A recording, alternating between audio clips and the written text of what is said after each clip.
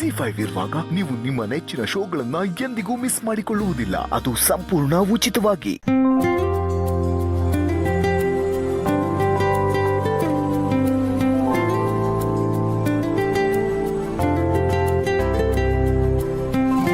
ಏನಿದು sweets ರೆಸ್ಟೋರೆಂಟಿಂದ ತರಿಸಿದ್ದ? Restaurant ಅಲ್ಲಿ ಈ ತರ ಸ್ಪೆಷಲ್ ಕೇಸರಿ ಬಾತ್ ಮಾಡಲ್ಲ. ಇದನ್ನ ತಿನ್ನಕ್ಕೂ ಪುಣ್ಯ ಮಾಡಿರ್ಬೇಕು. ಯಾಕಂದ್ರೆ ಇದನ್ನ ಮಾಡಿರೋದು ನಿಧಿ. ಸೊ ಇವತ್ತು ನಾನು ಒಬ್ಬಳೇ ಇಷ್ಟಪಟ್ಟು ಕಷ್ಟಪಟ್ಟು ನಿಮ್ಮೆಲ್ಲರಿಗೂ ಕೇಸರಿ ಬಾತ್ ಮಾಡಿದ್ದೀನಿ. ತಿನ್ಬಿಟ್ಟು ಹೇಗಿದೆ ಅಂತ ಹೇಳಿ. ಏನಾಯ್ತು, ಚೆನ್ನಾಗಿಲ್ವಾ? ತುಂಬ ರುಚಿಯಾಗಿದೆ. ಬಾಯಲ್ಲಿಟ್ಟರೆ ಕರಗಿ ಹೋಗ್ತಾ ಇದೆ.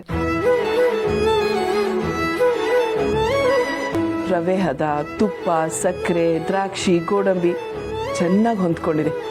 ಅದ್ಭುತವಾಗಿದೆ. ನಿಜನಾ? ಅಯ್ಯೋ ಕೇಳ್ತಿಯಲ್ಲ, ಬ್ರೋ ಹೇಳ್ದಾಗೆ ಅಪ್ಪಿ ತಪ್ಪೇನು ನಿನ್ ಗಂಡನ ಮೇಲೆ ಇದನ್ನ ಮಾಡಕ್ ಹೋಗ್ಬೇಡ. ಆಮೇಲೆ ದಿನ ಇದೇ ಬೇಕು ಅಂತ ಹಠ ಮಾಡಕ್ ಶುರು ಮಾಡ್ತಾರೆ.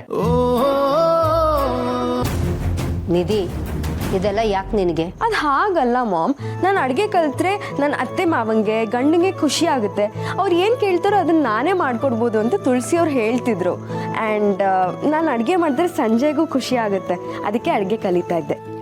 ನೋಡ್ ನಿಧಿ, ನಾವು ನಿನ್ನನ್ನು ಇಷ್ಟು ಪ್ರೀತಿಯಿಂದ ಬೆಳೆಸಿರೋದು ನೀನು ಅಡುಗೆ ಮನೆಗೆ ಹೋಗಿ ನಿನ್ನ ಜೀವನನ ಅಡುಗೆ ಮನೇಲಿ ಕಳೀಲಿ ಅಂತಲ್ಲ. ನೀನು ಅಡುಗೆ ಮನೆಗೆ ಹೋಗೋದೇ ನನಗಿಷ್ಟ ಇಲ್ಲ. ನೀನು ಆ ಮನೆಗೆ ಹೋದ್ರೆ ರಾಣಿ ಥರ ಇರಬೇಕು, ಅಡುಗೆಯವಳ ಥರ ಅಲ್ಲ. ನೋಡು ದೀಪಿಕಾ, ಅಡುಗೆ ಮಾಡೋದಾಗ್ಲಿ ಅಡುಗೆ ಮಾಡೋರ್ನಾಗ್ಲಿ ಕೀಳು ಅಂತ ನೋಡಬಾರ್ದು.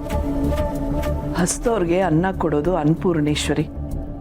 ನಮ್ಮಲ್ಲಿ ಅಡುಗೆ ಮಾಡೋರ್ನ ಅನ್ನಪೂರ್ಣೇಶ್ವರಿಗೆ ಹೋಲಿಸ್ತಾರೆ.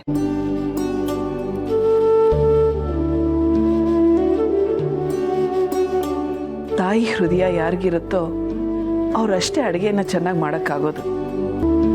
ಭೂಮಿ ಮೇಲೆ ತುಂಬ ಪುಣ್ಯವಾದ ಕೆಲಸ ಅಂದರೆ ಹಸ್ತವ್ರ ಹೊಟ್ಟೆ ತುಂಬಿಸೋದು. ಇಂಥ ವಿಷಯ ಎಲ್ಲ ನಿನ್ನ ತಲೆಗೆ ಅದು ಯಾವಾಗ ಹೋಗುತ್ತೋ ಏನೋ. ಸಾರಿ, ನನಗೆ ಗೊತ್ತಾಗಲಿಲ್ಲ, ಏನೇನೋ ಮಾತಾಡ್ಬಿಟ್ಟೆ.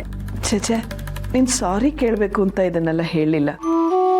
ಮನೆಯವ್ರಿಗೆಲ್ಲ ಅಡುಗೆ ಮಾಡಿ ಬಡಿಸೋದ್ರಲ್ಲಿ ಒಂದು ರೀತಿ ಖುಷಿ ಇರುತ್ತೆ. ಪೂಜ್ಯೇಶು ಮಾತಾ ಅನ್ನೋ ಮಾತು ಕೇಳಿಲ್ವಾ?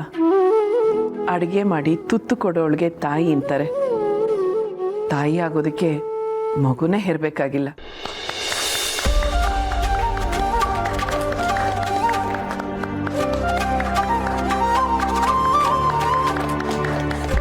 ಹಾಗಾದ್ರೆ ನನಗೂ ಅಡುಗೆ ಕಲಿಬೇಕು ಅಂತ ಅನಿಸ್ತಾ ಇದೆ. ತುಳಸಿ ಅವ್ರ ಮಾತು ಕೇಳ್ತಿದ್ರೆ ನಾನು ಚೆನ್ನಾಗಿ ಅಡುಗೆ ಕಲಿತು ಎಲ್ರಿಗೂ ಹೊಟ್ಟೆ ತುಂಬ ಊಟ ಬಡಿಸ್ಬೇಕು ಅಂತ ಆಸೆ ಆಗ್ತದೆ. ನಿಧಿ, ನೀನು ಅಡುಗೆ ಮಾಡೋದಾ? ಮಾಡಿದ್ರೆ ತಪ್ಪೇನಿದೆ ಶಾರ್ವರಿ? ಹೊರಗಡೆ ಹೋಗಿ ದುಡಿಯೋರು ಮನೇಲಿ ಅಡುಗೆ ಮಾಡಬಾರ್ದು ಅಂತನೋ, ಅಥವಾ ಅಡುಗೆ ಮನೇಲಿ ಅಡುಗೆ ಮಾಡೋರು ಹೊರಗಡೆ ಹೋಗಿ ದುಡಿಬಾರ್ದು ಅಂತನೋ ಯಾವ ನಿಯಮನೂ ಇಲ್ಲ.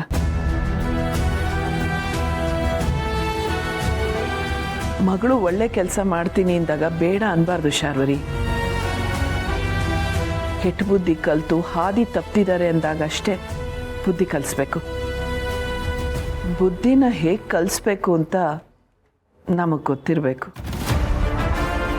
ಜಿ5 ಆಪ್ ಡೌನ್ಲೋಡ್ ಮಾಡಿ ಎಲ್ಲಾ ಸಂಚಿಕೆಗಳನ್ನು ಸಂಪೂರ್ಣ ಉಚಿತವಾಗಿ ನೋಡಿ.